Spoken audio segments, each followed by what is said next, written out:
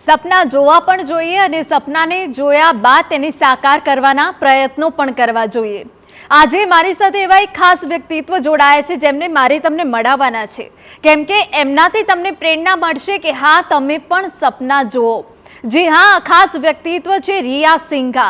આજે એમનું નામ દેશ વિદેશમાં પ્રખ્યાત છે, કેમ કે મિસ યુનિવર્સ ઇન્ડિયા 2024નો ખિતાબ તેમના શિરે છે અને આજે તેમની સાથે ખાસ વાતચીત કરવી છે, કેમ કે 51 સ્પર્ધકોને પાછળ મૂકીને તેમને આ ખિતાબ પહેર્યો છે। રિયા, આપનું ખૂબ ખૂબ સ્વાગત છે। બિલકુલ, thank you so much. Riya, તમને ખૂબ ખૂબ અભિનંદન। પરંતુ જે ક્ષેત્રમાં તમે આગળ વધ્યા છો, જે ખિતાબ આજે તમારા શિરે છે, જે ખિતાબ તમને મળ્યો છે, એ ખિતાબ સુધી પહોંચવા માટે ઘણા કપરા માર્ગ પરથી પસાર થવું પડે છે। સાચી વાત છે, બહુ જ કોમ્પ્લિકેટેડ હોય છે, બહુ જ ડિફિકલ્ટ હોય છે ટુ નેવિગેટ, કેમ કે આ જે ઇન્ડસ્ટ્રી છે એ સિમ્પલ નથી હોતું, પણ આપણે જે વસ્તુને પ્રેમ કરતા હોઈએ છીએ એ વસ્તુને કરવામાં અઘરું નથી લાગતું હોતું। કશું બી તમને કરવું હોય, જો તમે એને પ્રેમ કરતા હો, એ આસાનીથી થઈ જશે। બિલકુલ, તમારી વાત બહુ જ સાચી છે કે જેને તમે પ્રેમ કરો ને અને તમે એના માટે પ્રયાસ કરો તો એ તમને જરૂરથી મળી જ જવાનું છે। રિયા, તમારા વિશે જાણવું છે, તમે ક્યાંથી છો? ખાસ કરીને ખ્યાલ જ છે કે તમે અમદાવાદથી છો, પરંતુ તમારો જન્મ ક્યાં થયો છે? તમારું ફેમિલી બેકગ્રાઉન્ડ વિશે જાણવું છે। મારું જન્મ થયું હતું ઓસ્ટ્રેલિયામાં। હું 3 વર્ષની હતી જ્યારે મેં રીલોકેટ કર્યું અમદાવાદ, અને હું એના માટે એટલી ગ્રેટફુલ છું કે મારા પેરેન્ટ્સે એ ડિસિઝન લીધું, કેમ કે જો હું રીલોકેટ ના થતી તો જે મને ઇન્ડિયાના નામે જે ગૂસબમ્પ્સ થાય છે, મને જે ઇન્ડિયાના નામે પ્રાઇડ આવે છે, એ કદાચ ના હોત। એટલે મને ઇન્ડિયાનું નામ લેતાની સાથે જ બહુ જ ગર્વ થાય છે અને હું બહુ જ ગ્રેટફુલ છું એના માટે। અમદાવાદમાં મારું બ્રિંગિંગ અપ થયું હતું, મારું સ્કૂલિંગ થયું। અત્યારે હું યુનિવર્સિટીમાં છું અને મારા પેરેન્ટ્સ બહુ જ સપોર્ટિવ છે અને I am very very grateful for that. બિલકુલ, તમારા માતા પિતાએ તમને ખૂબ સપોર્ટ કર્યો છે। રિયા, સાથે એ પણ જાણવું છે કે કઈ વર્ષની ઉંમરથી તમે મોડેલિંગ શરૂ કર્યું, કે તમારે મોડેલ જ બનવું હતું કે પછી બીજા કોઈ અનેક સપના હતા તમારા? મને મોડલ જ બનવું હતું અને મેં જ્યારે નાની હતી, જ્યારે એકદમ જ નાની હતી હું, ત્યારથી મેં ડિસાઇડ કર્યું હતું કે મને ગ્લેમર ઇન્ડસ્ટ્રીમાં જવું છે। અને બહુ અમુક લોકોને નથી એવો શોખ હોતો, પણ મને થયો હતો એ શોખ, અને મને એક્ટ્રેસ બનવું હતું, મારે મોડલિંગ કરવું હતું। અને પછીથી મને ખબર પડી કે પેજન્ટ્રી બી એક વસ્તુ હોય છે કે તમે લોકોને ઇન્સ્પાયર કરી શકો છો એક સ્ટેજ પર જઈને। એટલે ત્યારથી મેં ડિસાઇડ કર્યું કે મને પેજન્ટ્રી કરીને બધું જ એક્સપ્લોર કરવું છે એની સાથે। બિલકુલ, રિયા, સાથે એ પણ જાણવું છે કે તમે અત્યાર સુધી કયા કયા ખિતાબ જીત્યા છે? મેં બહુ જ બધા પેજન્ટ્સ કર્યા હતા મિસ યુનિવર્સ ઇન્ડિયાની પહેલાં। એનો રીઝન બી છે કેમ કે પ્રેક્ટિસ કરવાનું બહુ જ ઇમ્પોર્ટન્ટ હોય છે। તમે એકલું જે મેઇન ગોલ હોય છે એની પાસે નથી જઈ શકતા, તમારે બીજી બધી વસ્તુ કરવી પડે છે, સો દેટ તમે એ મેઇન વસ્તુ, તમારો જે મેઇન ગોલ હોય એને તમે એસ કરી શકો। તો એની પહેલાં મેં ટીન પેજન્ટ્સ કર્યા હતા ટુ રિફાઇન માય સેલ્ફ। જેવી રીતે કાર્બનને તમે પ્રેશરની અંદર મૂકો તો એ ડાયમંડ બને, એવી રીતે જ તમારે પોતાની જાતને પ્રેશર પર મૂકવું પડે, સો દેટ તમે તમારી બેસ્ટ સેલ્ફને પ્રેઝન્ટ કરી શકો છો આ દુનિયાને, કે શુડ આઈ સે આ યુનિવર્સને। બિલકુલ, રિયા, તમે ખૂબ નાની ઉંમરમાં ઘણું મોટું લોકોને શીખવી ગયા છો। હવે જ્યારે તમે તમારો પરિચય આપ્યો હતો કે રિયા સિંઘા ગુજરાતથી, અને ત્યાંથી લઈને આજે ખિતાબ તમારા શિરે છે, તાજ તમારા શિરે છે, એ સુધીની સફર તમારી કેવી રહી છે? મારી સફર બહુ જ સરસ રહી છે, કેમ કે મને સપોર્ટ મળ્યો હતો। સૌથી મોટું એ જ છે કે મને સપોર્ટ મળ્યો, એના લીધે હું જ્યાં આવી છું ત્યાં સુધી આવી શકી છું। પણ ઓફકોર્સ અપ્સ એન્ડ ડાઉન્સ તો બધી જ જર્નીમાં હોય છે।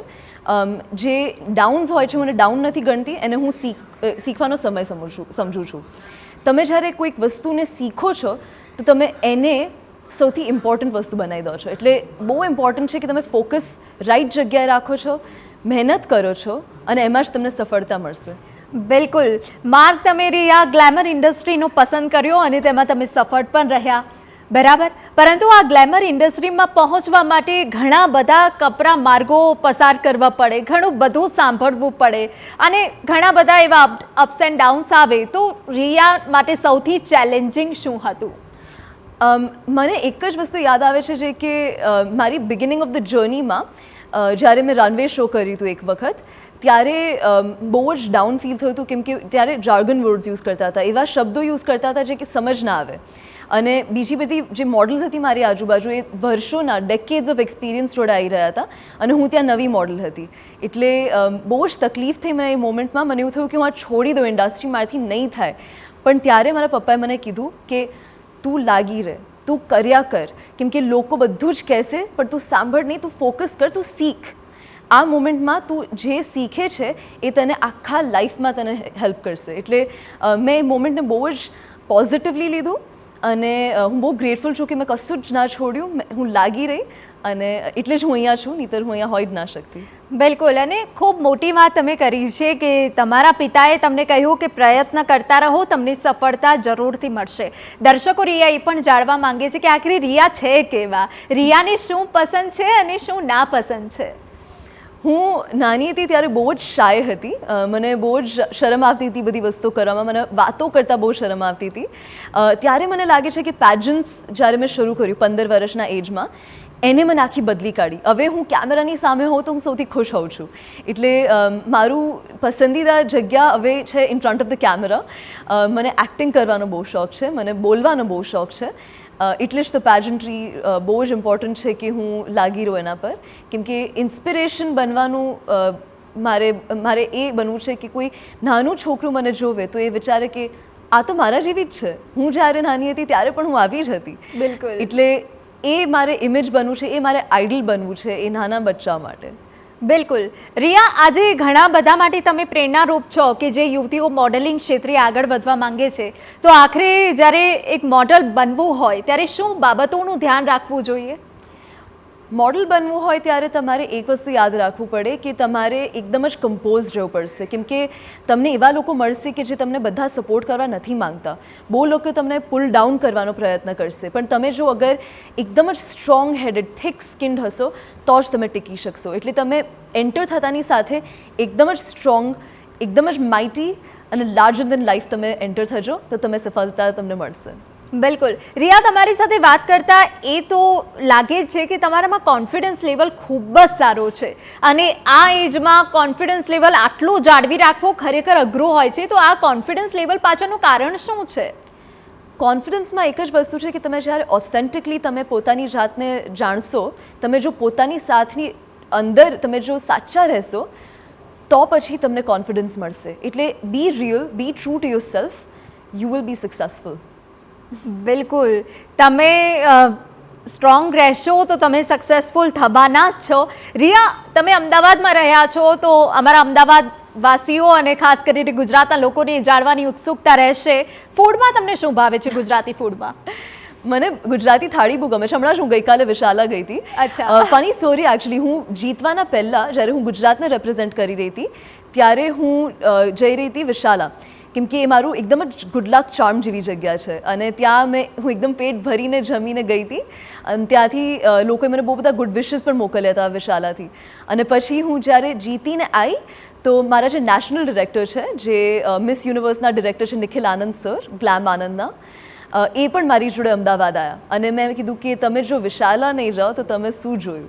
તો પછી અમે ત્યાં ગયા અને ત્યાં વિશાલાના ડિરેક્ટર અમને મળ્યા અને એ એટલા સ્વીટ હતા અને એમનું જે વિઝન છે એ મને બહુ જ ગમ્યું. એટલે મારું આઈ થિંક ફેવરેટ જગ્યા જ્યાં જવાનું છે, મારું ફેવરેટ ખાવાનું છે એ ત્યાંનું જ છે.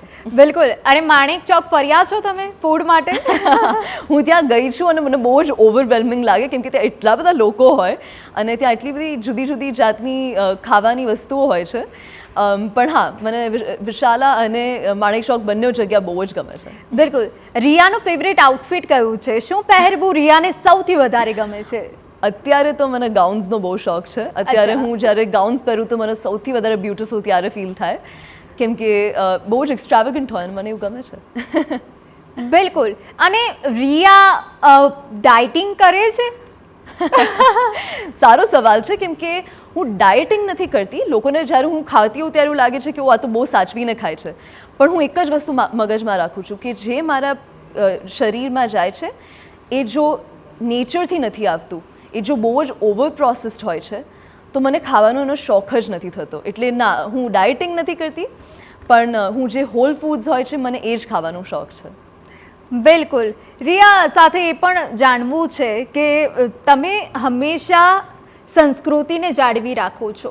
તમે ફેશન સાથે જોડાયેલા છો. એક રેમ્પ વોક તમે કર્યું હતું કે જેમાં તમારા હાથમાં શિવલિંગ હતું. આપણા દેશની સંસ્કૃતિને તમે જાળવી રાખી છે. એ વિશે પણ અમારા દર્શકોને કંઈક કહો. જે તમે વાત કરી છો શિવલિંગવાળું, એ હતું મારું નેશનલ કોસ્ટ્યુમ.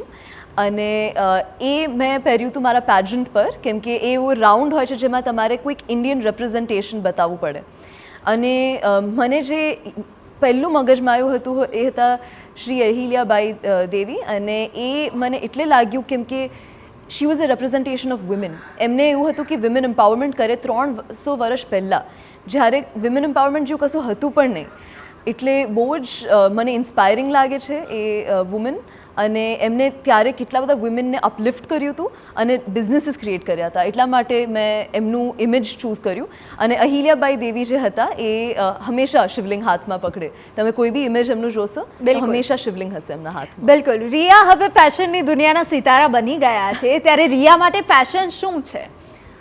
ફેશન એક સેલ્ફ ઇમેજનું વાત હોય છે. તમે જે રીતે પોતાની જાતને જુઓ છો એ રિફ્લેક્શન હોય છે ફેશન. મને લાગે છે પોતાની જાતમાં જ્યારે તમે કમ્ફર્ટેબલ હશો, જ્યારે લોકો કહેતા હોય છે કે fashion is when you comfortable, એનો એ જ મતલબ હોય છે કે તમે જ્યારે પોતાની જાતને ઓથેન્ટિકલી બતાવવા માંગો છો અને જ્યારે એ ફેશનના થ્રુ થતું હોય છે, that is what I call fashion through you. બિલકુલ. રિયા, એક ખાસ સવાલ એ પણ મારે તમને પૂછવો છે કે ગ્લેમર વર્લ્ડમાં તમે પહોંચ્યા, તમને સફળતા પણ મળી. આવી અનેક યુવતીઓ છે કે જેમના સપના છે કે અમે પણ ગ્લેમર વર્લ્ડમાં જઈએ, પરંતુ સમાજ ક્યાંક ને ક્યાંક તેમને રોકે છે. તેમને એ ગ્લેમર વર્લ્ડ તરફ આગળ નથી જવા દેતો, કારણ કે કેટલાક સારા પોઈન્ટ પણ છે, કેટલાક માઇનસ પોઈન્ટ પણ છે. તો એ યુવતીઓને તમે શું કહેવા માંગશો?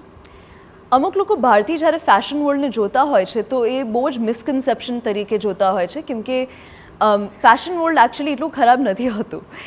જો તમે સારો માર્ગ ચૂનો છો, જ્યારે તમે એવું કહો છો કે હું સારી રીતે મારું આ જર્ની ચૂઝ કરીશ, તો તમે સારી રીતે જ કરશો. કોઈ બી ઇન્ડસ્ટ્રીમાં તમે અગર સારો ચૂનો છો તરીકો કરવાની કંઈક વસ્તુ, તો પછી એ સરસ રીતે જ થશે. અને તમે કોઈ ગલત તરીકે કોઈ વસ્તુ કરવા માંગશો તો ખરાબ જ થશે. એટલે તમે ટ્રુથફુલી, ઓનેસ્ટલી કામ કરો તો સારું થશે તમારી જોડે. બિલકુલ. રિયા, હવે એક સવાલ એ પણ થાય કે તમે જ્યાં ત્યાં હતા અને તમે રેમ્પ વોક કરતા હતા, તમારા જે બીજા સ્પર્ધકો હતા તેમને મળતા હતા, તો ક્યારેક ગુજરાતીમાં કંઈ કહી દેતા હતા કે પછી ગુસ્સો આવે કે કોઈક શબ્દ ગુજરાતીમાં નીકળી જાય, આવું કંઈક બનતું હતું? ગુજરાતી તો હું સપના જ્યારે જોઉં છું ત્યારે ગુજરાતીમાં જ જોઉં છું, કેમ કે ઓફકોર્સ એ મારું ફર્સ્ટ લેંગ્વેજ કહેવાય. એટલે ગુજરાતી મને બહુ જ ગમે છે. અને એકચ્યુઅલી જ્યારે તમે રૂમમેટ્સ તમારા હોય પેજન્ટ્રીમાં, ત્યારે તમે બહુ કલ્ચરલ એક્સચેન્જ કરો, કેમ કે આખા ઇન્ડિયામાંથી 51 સ્ટેટ્સમાંથી ઇન્ડિયામાંથી છોકરીઓ આવે. એઝ ઇન 51 ગર્લ્સ હોય, બધી જુદી જુદી સ્ટેટ્સમાંથી આવે. તો પછી તમે ઇન્ટરેક્ટ જ્યારે કરો, તમારા જે રૂમમેટ્સ હોય, 3 રૂમમેટ્સ હતા અમારે, તો પછી બધા એકબીજાના લેંગ્વેજીસ શીખે, એકબીજાથી વસ્તુઓ શીખે, નાના નાના શબ્દો શીખે. તો પછી ગુજરાતી બધાને બહુ જ ગમતું હતું, કેમ કે બહુ સ્વીટ લેંગ્વેજ છે. બધા એવું કહે કે આ તો કેટલો સ્વીટ લેંગ્વેજ છે. એટલે ડેફિનેટલી ગુજરાતી. અચ્છા, કયો એ વર્ડ છે કે જે તમે સૌથી વધારે બોલો છો ગુજરાતીમાં? કયો વર્ડ? મને આ ગમે છે. કેમ કે કશે બી જવું ને તો પછી મને કોઈનો બી ડ્રેસ જોઉં ને કશું બી હું જોઉં તો મને આ ગમે છે. હું હંમેશા એવું કહી દઉં. અચ્છા, અને ગુસ્સો આવે ત્યારે? અરે યાર. અરે યાર. બિલકુલ. રિયા, સાથે એ પણ જાણવું છે કે રિયાને મોડલ જ બનવું છે કે બીજા રિયાના સપના છે હજુ? મોડલિંગ તો મારું પહેલું પ્રેમ હતું. મેં શરૂ કર્યું હતું 15 વર્ષની હતી ત્યારે. પણ જે મારો શોખ એની પહેલાં જે લોકોને નથી ખબર એ છે એક્ટિંગનો. હું જ્યારથી આઈ થિંક 6 વર્ષની હતી ત્યારથી મને એક્ટિંગનો એકદમ જ ક્રેઝ હતો કે હું કોઈક દિવસ એક્ટ્રેસ બનીશ. હું તમને એક ફની સ્ટોરી કહું. હું જ્યારે સ્કૂલ ટ્રીપમાં ગઈ હતી ત્યારે એક છોકરાએ મારા માથા પર એકવાર દરવાજો મારી દીધો હતો. તો મને વાગી ગયું. તો મેં કીધું હવે હું એક્ટ્રેસ કઈ રીતે બનીશ, મને હવે અહીંયા લોહી નીકળે છે. એટલે હું બહુ જ, મને ત્યારથી જ શોખ હતો. અને આઈ થિંક અત્યાર સુધી એ એકદમ જ દિલમાં છે. પણ અત્યારે જો હું કહું, અત્યારે મારા મગજમાં એક જ વસ્તુ છે અને એ છે મિસ યુનિવર્સનું ક્રાઉન. બિલકુલ. સાથે તમે મિસ યુનિવર્સે વાત કરી જ લીધી છે, તો મેક્સિકોમાં જઈને તમે ભારતનું પ્રતિનિધિત્વ કરવાના છો, એના વિશે અમારા દર્શકોને કહો. ઇન્ડિયા સૌથી વધારે પોપ્યુલેટેડ કન્ટ્રી છે, સૌથી વધારે કલ્ચરલ જગ્યા ઇન્ડિયા છે. અને હું બસ એવું જ કહેવા માંગીશ કે હું મારું બેસ્ટ આપીશ. મેં અત્યાર સુધીના જે પણ મહેનત કર્યા છે એ બધા જ હવે જોવા મળશે. એટલે મને બહુ જ પ્રાઇડ છે કે હું ઇન્ડિયાને રિપ્રેઝેન્ટ કરું છું અને આટલા બધા લોકો, આટલા બધા નાના છોકરાઓ, હમણાં જ હું ઘરે ગઈ હતી ત્યારે બધા નાના છોકરાઓ મારી પાસે આવ્યા કીધું યુ આર માય ઇન્સ્પિરેશન. તો એ સૌથી વધારે મારા દિલમાં વાત આવી ગઈ. એટલે બહુ જ હું મહેનત કરીશ, બધાને જ હું પ્રાઉડ કરવા માંગીશ. So please please keep supporting and I really appreciate it. બિલકુલ. હમણાં જ તમે વાત કરી કે તમારે અભિનેત્રી બનવું છે, તમારે એક્ટિંગ કરવી છે. તમારી ફેવરેટ એક્ટ્રેસ કોણ છે અને કેમ? મને દીપિકા પાદુકોણ બહુ જ ગમે છે. વાવ. કેમ કે એમની એક્ટિંગ એટલી અમને જોવા મળે છે, બહુ જ સરસ છે. પણ એક વસ્તુ જે છે એ છે કે એ બહુ ડાયવર્સ રોલ્સ લેતા હોય છે. જેમ આપણે જોયું પિકુમાં જોયું ને ઓમ શાંતિ ઓમમાં જોયું, કેટલા બધા જુદા જુદા રોલ્સ એમના છે. એવી રીતે જ Priyanka Chopra, she also has very diverse roles. એટલે મને એવા ડાયવર્સ જે એક્ટર્સ હોય છે એ લોકો માટે બહુ રિસ્પેક્ટ છે. બિલકુલ. તો દીપિકાનો એકાદ ડાયલોગ અમારા દર્શકો માટે થઈ જાય? એમના તો કેટલા બધા ડાયલોગ્સ છે, પણ મારું પહેલું પ્રેમ જે હતું મૂવીમાં એ હતું ઓમ શાંતિ ઓમ. અને ત્યારે એમને કીધું હતું, એક ચુટકી કી કિંમત તુમ ક્યા જાનો. બિલકુલ. રિયા, તમને આવનારા ભવિષ્ય માટે ખૂબ ખૂબ શુભકામનાઓ. અનેક યુવતીઓને તમે પ્રેરણા આપી છે એ બદલ થેન્ક યુ સો મચ. બિલકુલ. તો આ હતા રિયા કે જેઓએ અનેક યુવતીઓ, અનેક આજની જનરેશનની પ્રેરણા આપી છે ને આવનારા ભવિષ્યમાં પણ તેઓ ઇન્ડિયા માટે નામ રોશન કરવા માંગે છે. ફરી એક વખત કાર્યક્રમ સાથે મળીશું. ત્યાં સુધી મને રજા આપશો. નમસ્કાર.